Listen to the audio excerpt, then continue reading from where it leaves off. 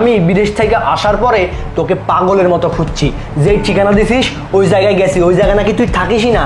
তাদের কাছ থেকে খুব কষ্ট করে ঠিকানা নিয়ে তোর এইখানে আমি খুঁজে বের করছি।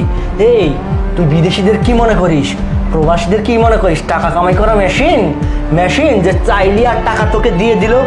আমি আমার জীবনটা বাজি রেখে ওইখানে কষ্ট করছি, আমি জেল পর্যন্ত হারছি, দিনের পর দিন আমি না খেয়ে থাকছি।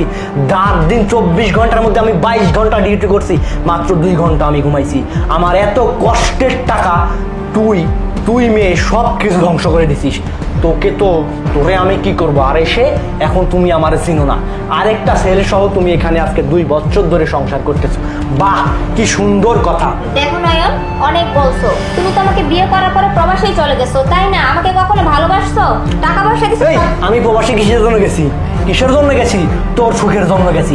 তোকে যাতে আমি সুখে রাখতে পারি, ভালো রাখতে পারি, সেই জন্য আমি